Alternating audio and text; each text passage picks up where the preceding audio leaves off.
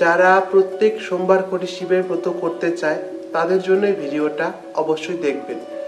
তারা কিভাবে ব্রত পালন করবেন কখন, কিভাবে করবেন তাই ভিডিওর মাধ্যমে শুনে নাও।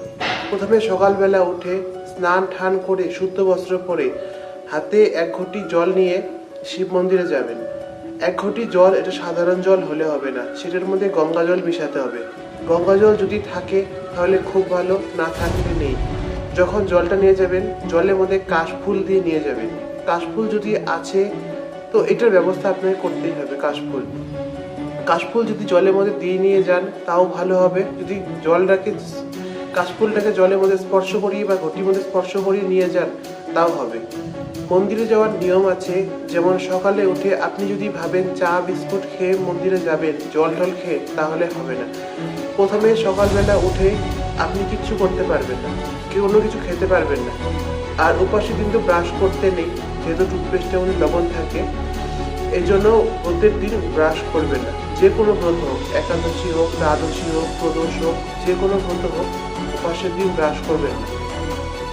আর যখন যাবেন তখন আপনি পুরো অভিষেক করার পরে তারপরে কিছু খাবেন।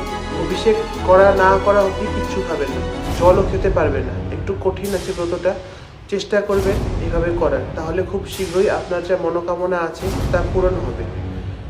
আর অভিষেক করার পর আপনি যখন মন্দির থেকে আসবেন তারপরে আপনি ফল খেয়ে ব্রত রাখতে পারবেন, একাদশীর মতো করবেন, এটাই নিয়ম। আর অভিষেক করার পর একটা বেলপাতা শিবকে অবশ্যই সমর্পণ করবেন। অভিষেক যখন করবেন, অভিষেক করা হলে শিবের পরিক্রমা আদায় করবেন, তারপরে হারার মহাদেব বলে প্রণাম করে আসবেন। মন্দিরে যখন ঢুকবেন তখন ঘন্টা বাজাবেন, মন্দির থেকে আসার সময় কোনো সময় ঘন্টা বাজাবেন না। আর প্রণাম করে আপনার মনোকামনা বলে আসবেন, আপনার যে মনোকামনা খুব তাড়াতাড়ি তা পূরণ হবে। ভিডিওটি ভালো লাগলে অবশ্যই শেয়ার করবেন। আর বেলপাতা দিলে শিবেরকে অনেক লাভ। দুজনই আছে যে খুব কম জিনিসে প্রসন্ন হয়, 1 নম্বর ভোলে বাবা, 1 নম্বর নারায়ণ, 2 নম্বর নারায়ণ। ভোলে বাবা বেলপাতায় আর নারায়ণ তুলসী পাতা, এই দুজনকে আপনি দিন। ভোলে বাবাকে বেলপাতা, নারায়ণকে তুলসী পাতা দিন, তাহলে প্রসন্ন হবে। আপনি যদি চান আরও কেউকে ব্রতটা করাতে, তাহলে ভিডিওটা অবশ্যই শেয়ার করবেন আর চ্যানেলটিকে সাবস্ক্রাইব করবেন। হর হর মহাদেব। আর ব্রত করছেন, এটা খুব ভালো কথা। ব্রতের দিন চেষ্টা করবেন বেশি থেকে বেশি শিব নাম জপ করার। ওম নমঃ শিবায়, নমঃ শিবায়, শিব মহাপুরাণের মন্ত্র বেশি বেশি করে জপ করবেন। যত বেশি জপ করবেন অত তাড়াতাড়ি আপনার পাপ নষ্ট হবে।